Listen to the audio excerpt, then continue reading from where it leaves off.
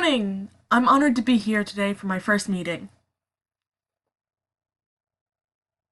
I'm very excited to be here. The crowd of interpreters, thank you for your respect in listening to me today.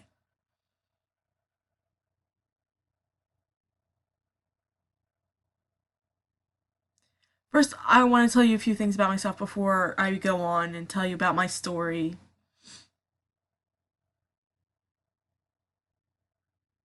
So, I'm Puerto Rican. Racially, I'm Puerto Rican. I wasn't born there. I have a deaf sister who was born 9 years before me.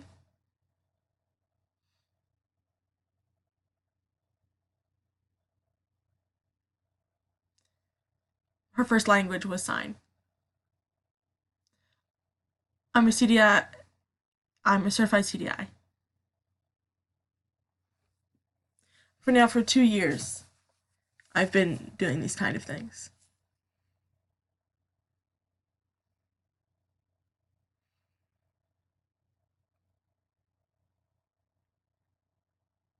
Today I'm going to talk about two topics. I'm going to talk about a deaf interpreter's perspective and then a deaf consumer's perspective. So I'm half interpreter and I'm half deaf consumer.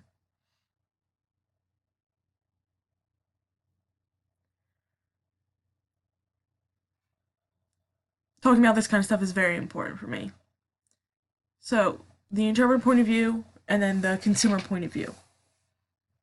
Both of these are very important and have very drawn out aspects to them. I'm going to throw out some ideas for us to talk about. There's a lot that we could talk about in these two things. I am a colon cancer survivor, so that is where me being a deaf consumer comes in.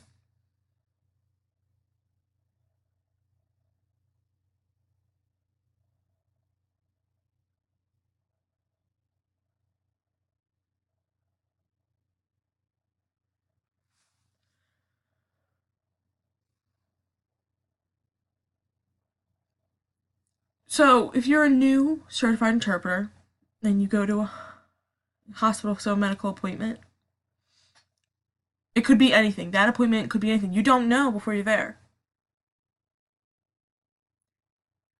Because of HIPAA laws, you don't get anything beforehand. So you show up at the meeting and you meet your deaf consumer, the person who you're interpreting for.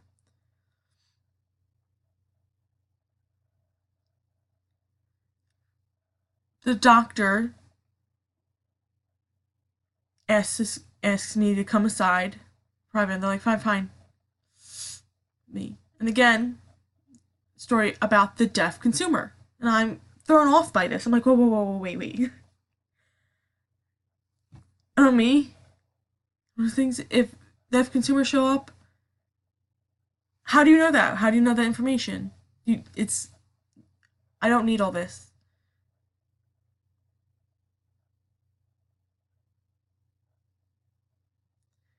I'm ready. And a doctor not following HIPAA laws. I don't understand. I was so surprised.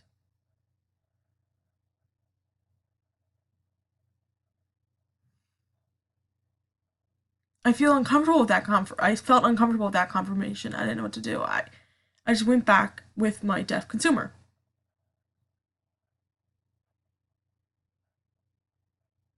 I'm waiting for the doctor to come back again, and I had this uneasy feeling in my stomach. And so the discussion starts, and the consumer gets informed that they have cancer. And the interpreter just goes into it. There's no papers, no writing, no nothing. Just real quick, I had to try and keep up with what was going on.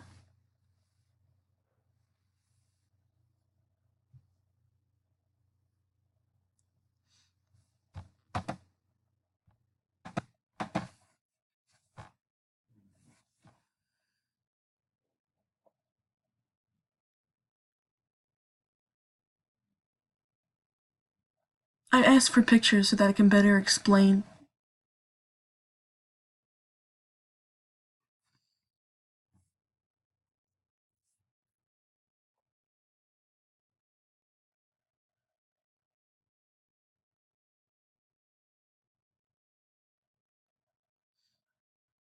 The doctor says that you need to take this medicine and there's more tests that need to be done.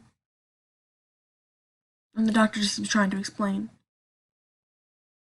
The doctor's going through this list. So I go to my team, and the team's like, ready? Like, I'm shocked. I feel there's a conflict. My view on the situation and my team's view on the situation is completely different.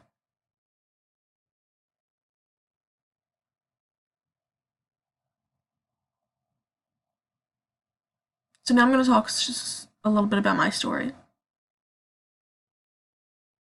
2 years ago is when my story happened. I was having some stomach pain. It was killing me. I was bloated and I was losing weight. And the pain just continued for a long time. And the overall state of my body just fell in disarray. I walked a little bit and I would struggle to breathe. I knew something was wrong.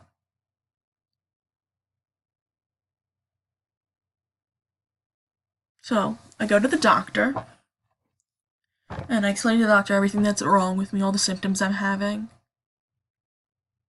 Fun story is that I went to the store and I tried to buy pant size, but the size were wrong. The pants kept being too big. I didn't understand why the pants were all too big. I wasn't connecting any of these things to what was wrong with my body.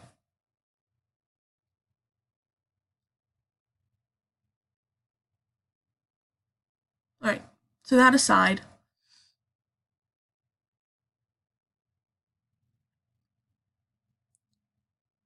I get a colonoscopy.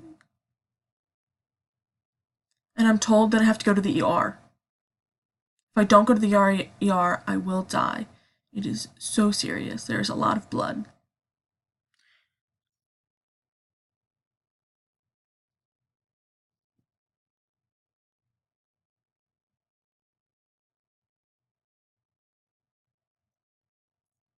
So I struggle to take a shower and then I go to the ER.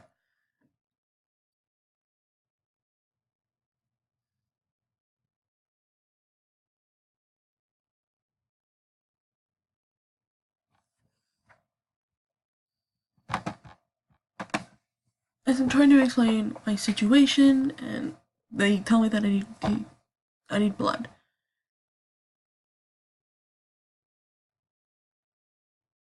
And while this is all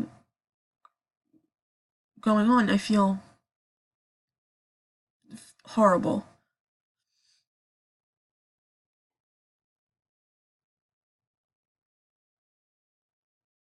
It's not my blood. What are you talking about? It's not my blood.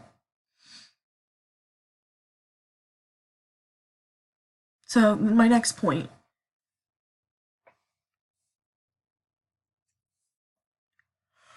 I'm finally admitted.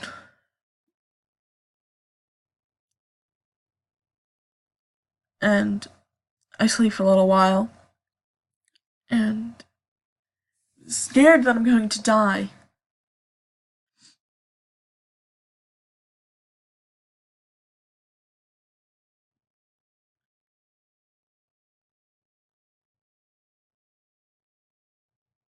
I was very tired. I told you had to be awake.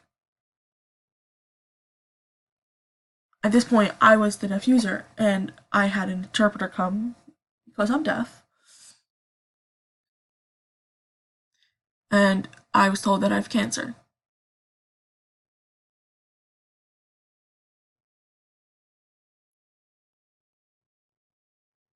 And I was shocked.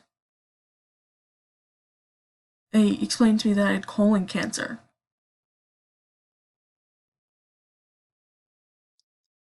When you think of cancer, what do you all imagine? Death? Anything else? Pain? Suffering? That's it. You're done for. So first I thought, oh, I'm done for. I'm gonna die.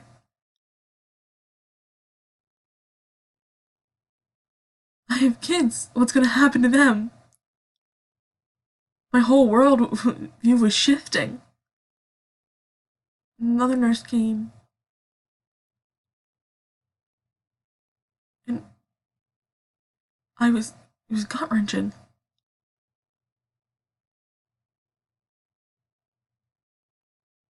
The whole time, my interpreter is yelling at the nurse, and they're all trying to explain, and it's just horrible. Now, let's go into cancer a little more.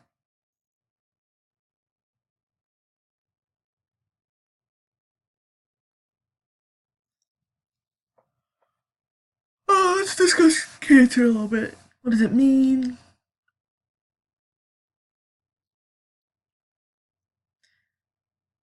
For 4 years of my life, I was in it with cancer. So, what does cancer mean? What's cancer's sign? Many people say sign cancer like this, but I don't like that sign.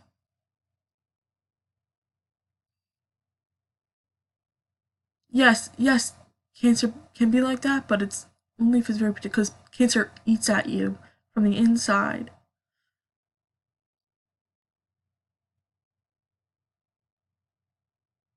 So I made a video discussing that sign, cancer, and it's very negative. How does cancer live? How do people with cancer survive? And all these things. It's a lot of the critiques with that sign. Sign cancer, what I want to discuss how that sign cancer came to be. A lot of people just spell cancer instead. I spell cancer. So, what does cancer look like?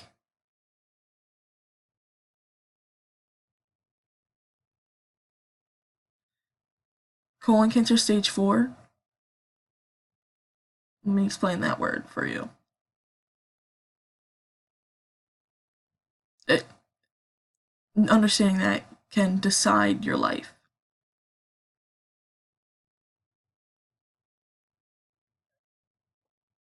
Cancer help and cancer aid is very specific. There's a lot of is there a lot of death access to information about aid for cancer patients.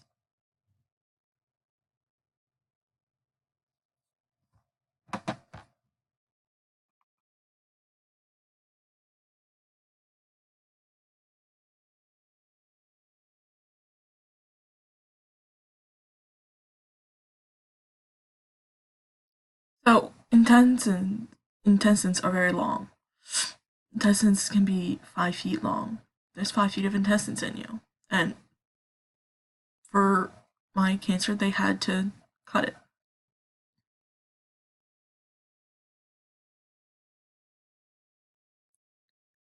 Understand, I couldn't hold when I had to go to the bathroom.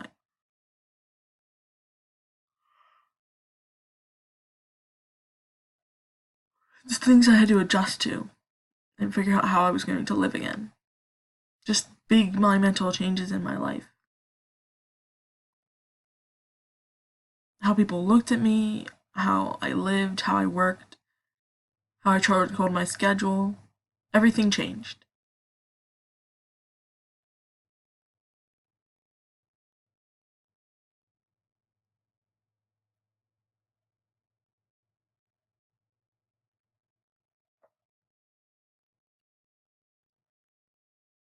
So that is a very important word for me. after you have cancer, you're never really cancer free. You're called in remission, which means that you're suspended, but your cancer could pop up again. If you've had cancer, cancer will show up again. It could be 20, 25 years in the future. It could show up again. You could not have cancer for 20 years, but it could show up again. Remission. It's like, surprise, I'm back.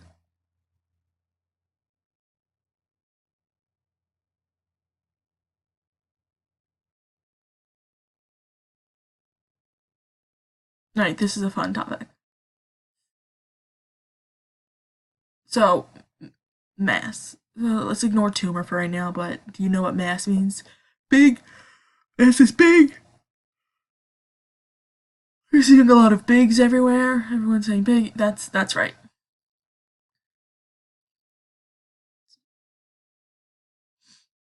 So, this was about the size of my tumor. So much information was being thrown at me at the time that I didn't really have control of the situation.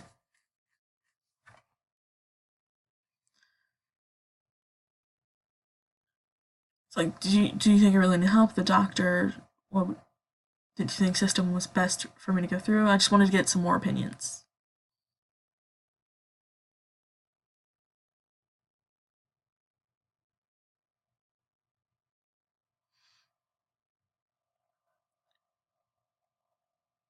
So the interpreter wasn't my preferred interpreter. The interpreter was like, no, I need another interpreter. Up until now, I've used you, but I need a different interpreter.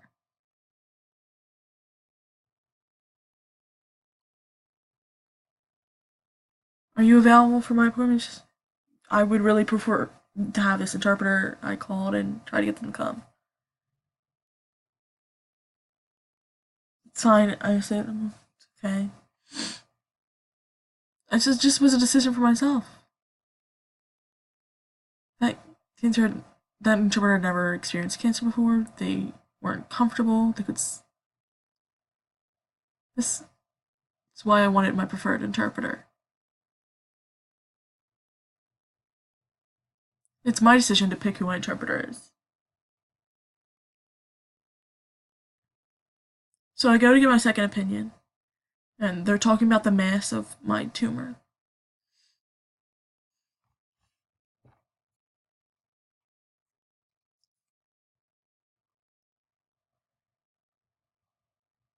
Understand that where was my tumor?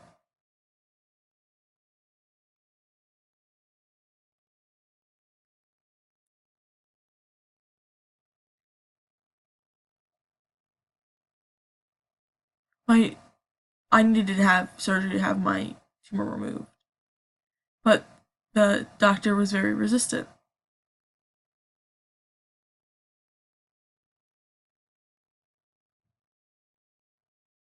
So I didn't inform my other doctor that I went to get a second opinion.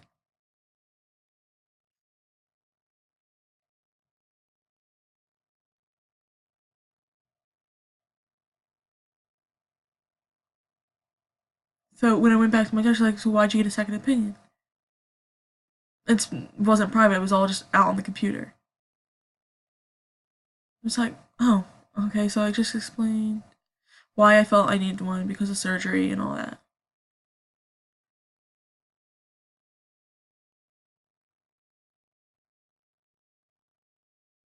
So the first part of the process,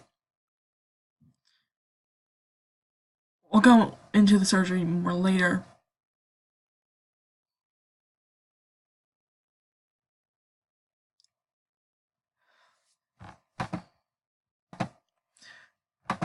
The first part of the process had to do with blood, but I'll go more in detail about that later.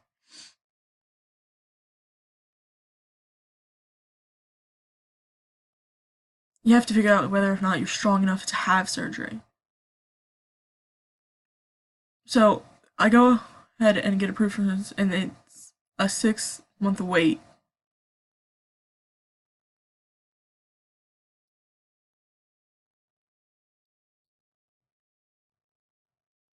And then after 6 months after my cancer, I'm told that I'm cancer free.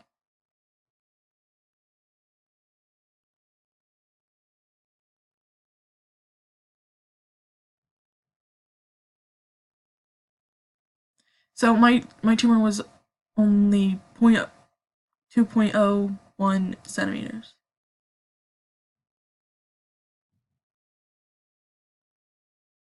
So how did the interpreter explain the size? The interpreter went cha, and you're like big, giant. Really, it was quite small.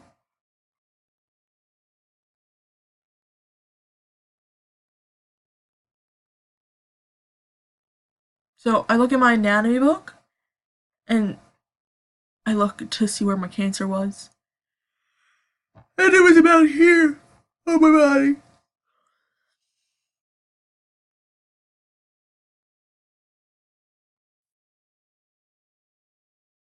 And once the cancer was gone, there was no problem.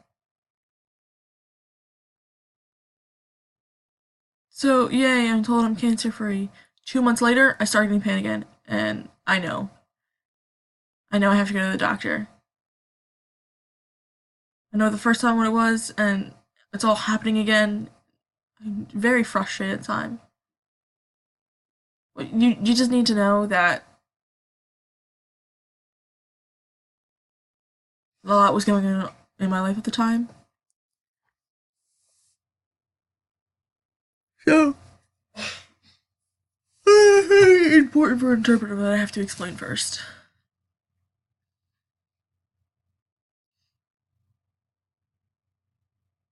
is that the interpreter has to remain neutral. So, for example, the doctor says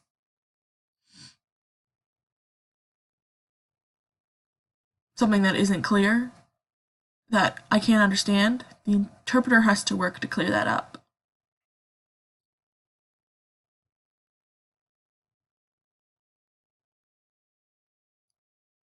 So, the doctors told me that cancer was back. My cancer was back. I was out of remission. My friend who supported me the first time explained that cancer always comes back.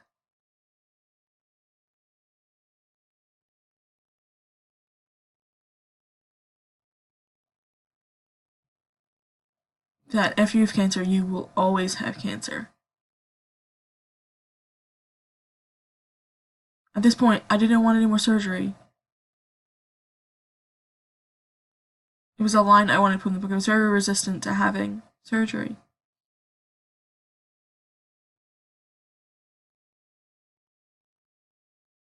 If I didn't want to do surgery, then what were my other options? There was two options I had.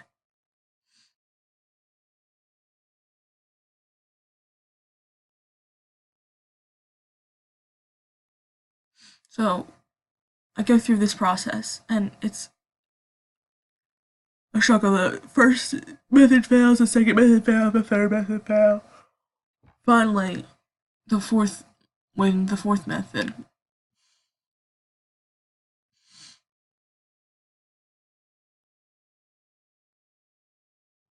So these are some cancer terms that I want to go through with you. What does these terms mean? If the surgery is off the option. These are some words that were told to me after I told them I didn't want to have surgery.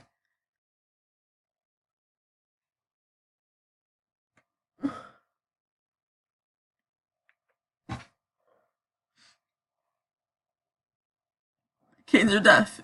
It's not true. There's a lot of new health and science methods that can prolong lives.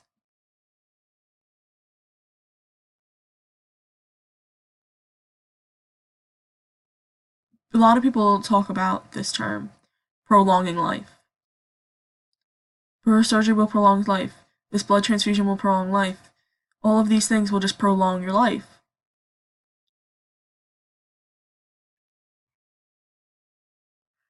It will. Maybe my health won't be the best, but it will. Excuse me. Maybe my health won't be the best, but it will prolong life.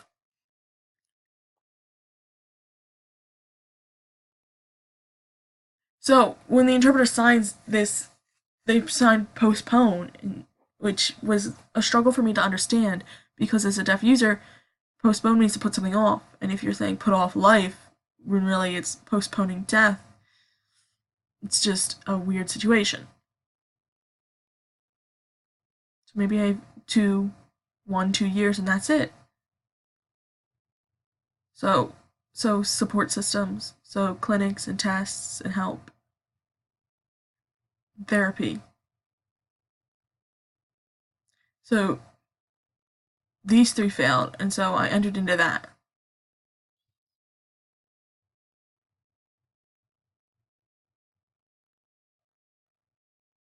That was a challenge for me. Going through as a deaf user, that was a challenge.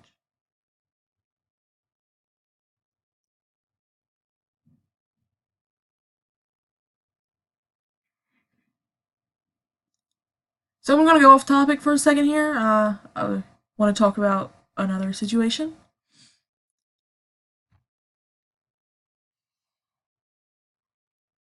Very important situation. This is a very important situation that I need to talk about.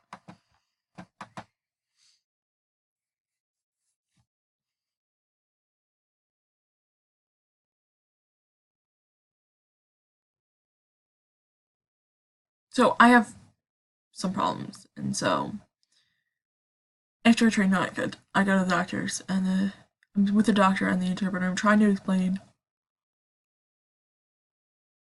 all my problems after surgery.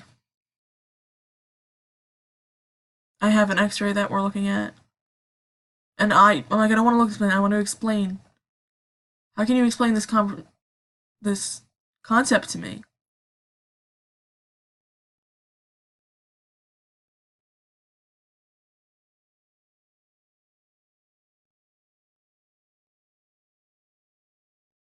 So trying to get the interpreter to explain to the doctor was not okay with this all. So I had surgery plan scheduled for 2 weeks from now, and I wanted to understand what was going on.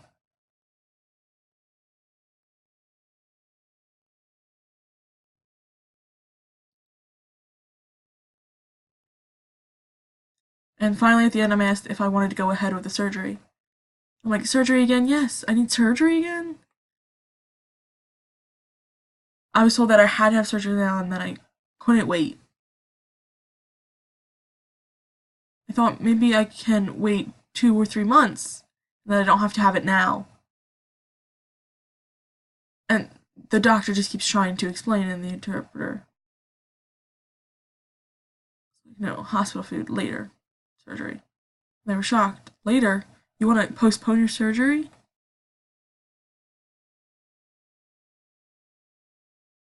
They wanted to just go ahead with the surgery right away, but I wanted to postpone it 2 or 3 months. It was my decision. That was a powerful moment for me.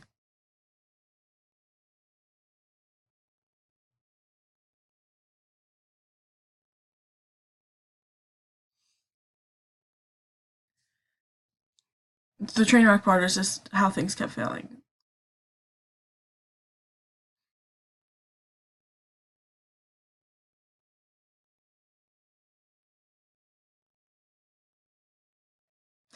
As a consumer, you get to control decisions.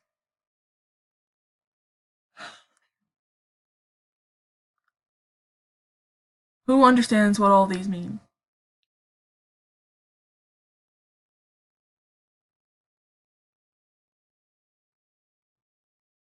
You get to decide if you want to go ahead, if you don't want to do it, if you want to postpone something. Remember, you're just trying to prolong life. You want lifeless, you want to put off death as long as possible.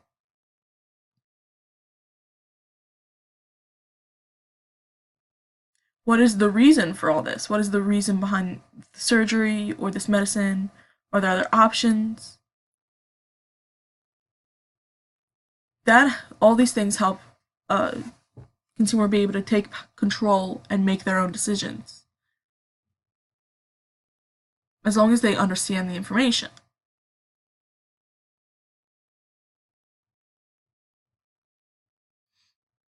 going on.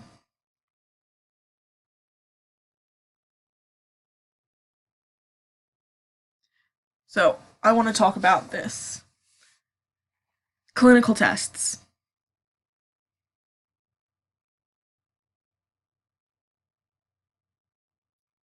Clinical tests are not easy to enter into. Clinical tests is not an easy option. It is one of the last options on the list. You have to meet all of these criteria before you can be admitted into a clinical treatment.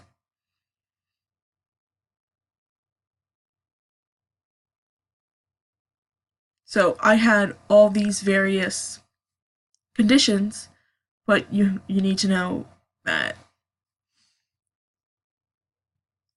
you have to have a certain number, and then you offer yourself to the clinical treatment, and they decide whether or not they want to accept you. The hopes for clinical tests.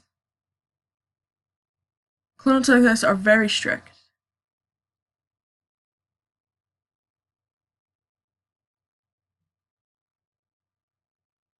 There's a lot of policies that have to be followed.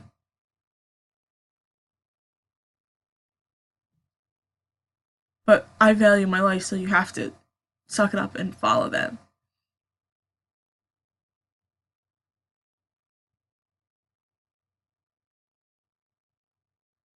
So, in my fourth clinical test,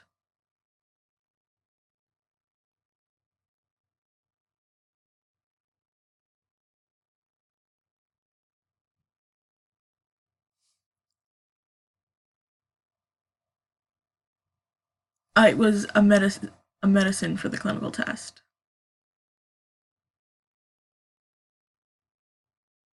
Blood work. Every week I had to have all these things that I had to do so that I could be in this clinical test.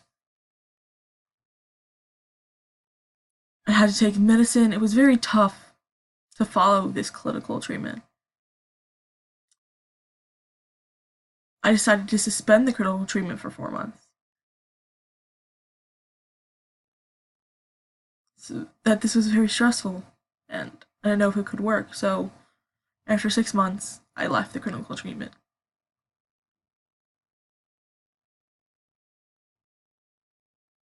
Meetings after meetings after meetings. There's a lot of times we have to go in and discuss with the clinical treatment with policies and all these things, and they're very strict, and you have to follow them.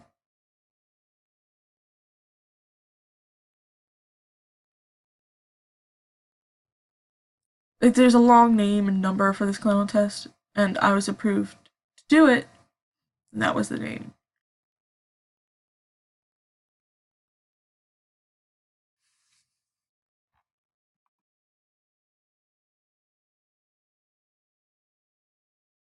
Understand that whether or not you get the medicine in a clinical trial is random.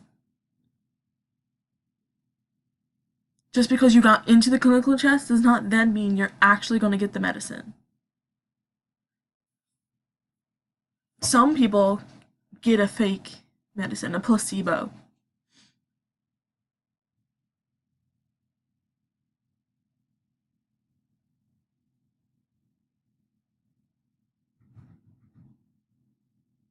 I know a friend who did all these tests and studies, but you don't know if you actually got the medicine or not. Signing up for clinical trials is quite the process. Let me move on.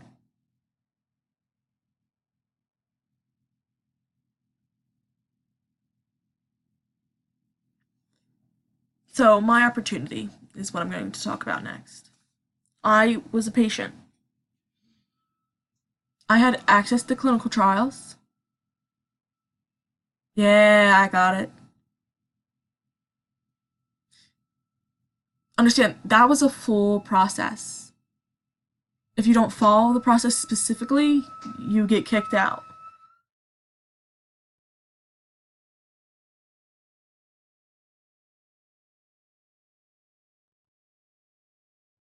So I agreed that I could follow the process.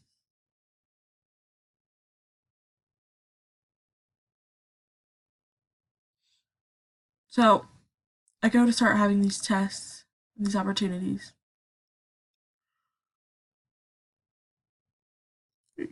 And just everything's out there, and I have to take this medicine for a long time. And I'm like, fuck the world, it's gonna fail. Doctor's like, well, I'm like, I'm still sick. I'm still falling apart. Now I have hand pain. I have feet pain. Everything's cramping, and I just have to bear with it.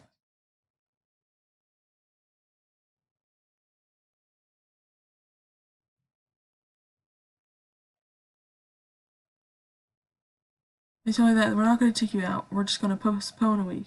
That's it.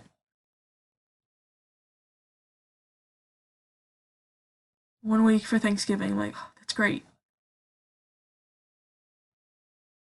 I have to negotiate with the policies and all these rules and the company for the clinical trial. We suspend for a week, and they approve that I can take a break for a week because I have to follow their clinical testing policies. It's very complex.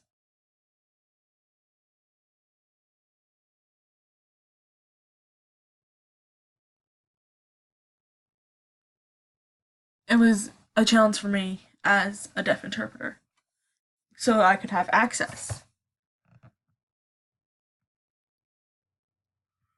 But I understand what was going on. How would they all react?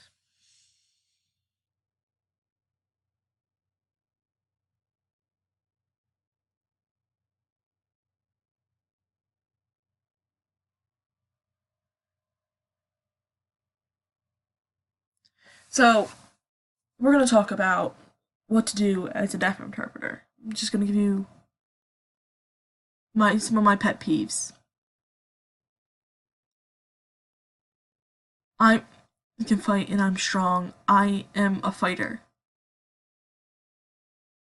I'm still healthy. I'm still myself. I'm not unable to do things. People are all like wanting to support me and get behind me, and I'm just like, no, I've not given up. I'm still fighting.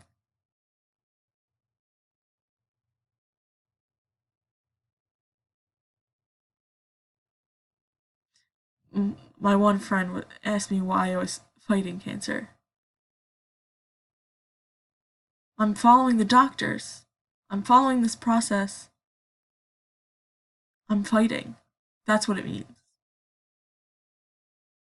I'm actively trying to stop it. I haven't given up. That's what fighting cancer means.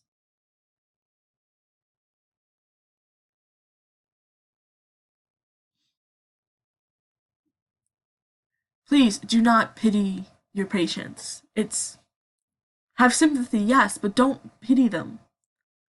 Cancer does not mean you're dead. And that pity could limit the person's expectations of their survival.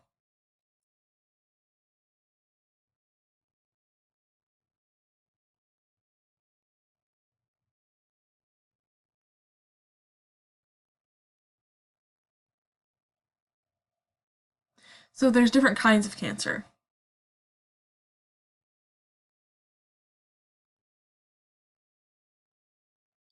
So if you think you're comfortable doing medical interpreting, you might have to deal with cancer.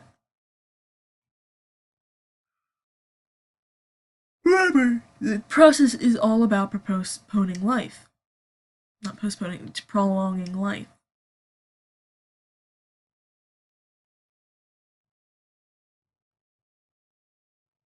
It's really hard to find specific help about hair loss. A lot of people who have breast cancer can very easily get help for their hair loss, but colon cancer is another thing.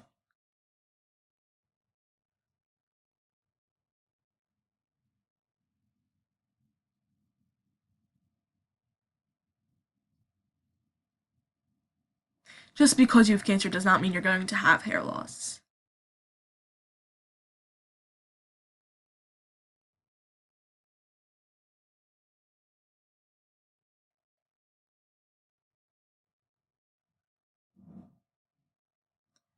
Someone told me once that I love my patient. I told him, I'm not your patient, I'm your consumer. Your patient, is the doctor, the nurse. I'm not your patient. You are a service provider.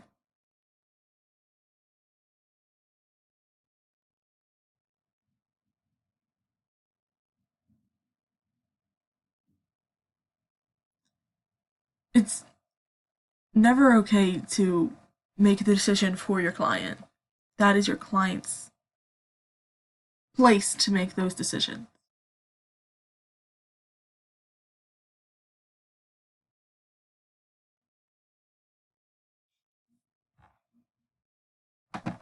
Remove yourself from a situation.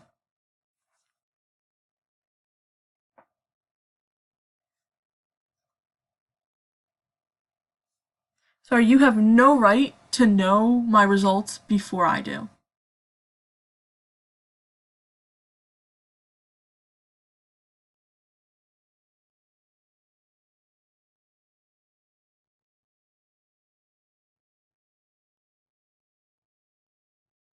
These are some very important tips for deaf interpreters.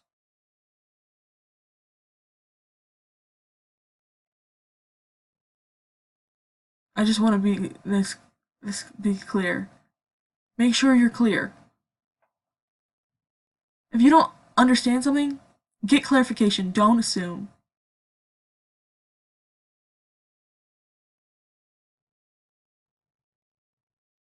Just because they say conjure doesn't not mean you have to add you're going to die to the person. You need to make sure you get clarification. You don't just assume. If you're missing something, ask for clarification. It's always better than to assume something. For example, I have a friend. She has had breast cancer.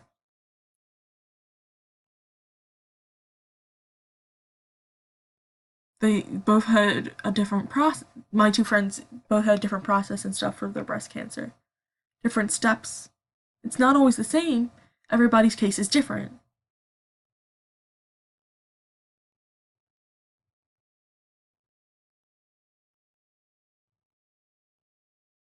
And going off of preassumed assumptions can mess up your interpretation.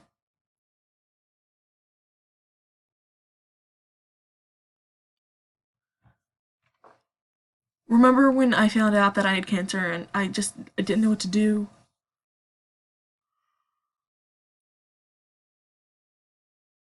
I was trying to figure out everything that was happening.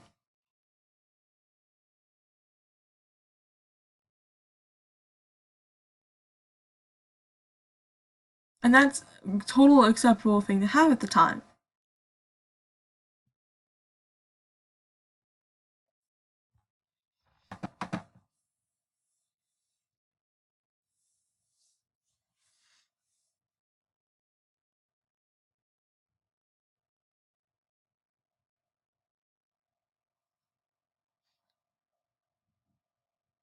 In this world, it's very important that you follow the schedule that your doctor gives you. Sorry. If you are the interpreter, you should have props to help explain what's going on.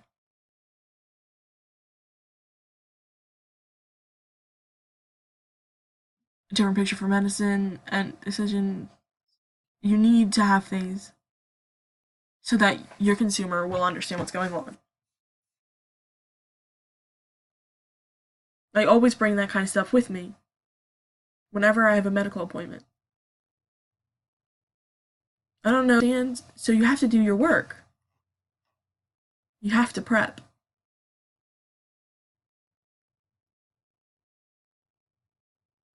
It's such a simple concept. And then respect. I bring up respect in regard to medical interpreting because a lot of people can get big headed.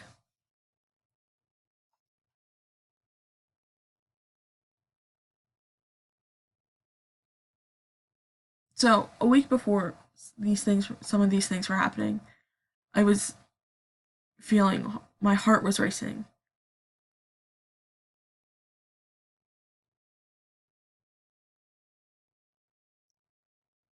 I don't have a heart problem. It wasn't what was going on. You have to be respectful. You don't know my history as the interpreter.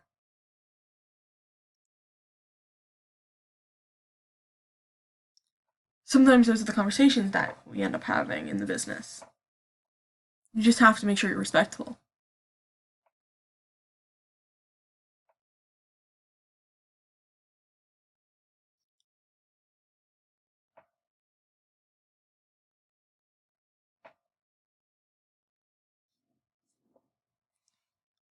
These are different websites, and they're all very great websites. They're good resources to have. You should take a picture of the PowerPoint so that you can have these. These are good resources for you to have.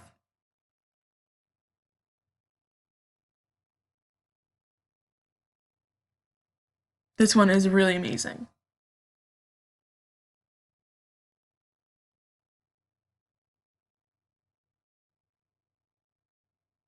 This one is specifically about cancer and different kinds of helps and therapies and all that. You all know WebMD. This one is specific for cancer. Alright, so thank you all for your time.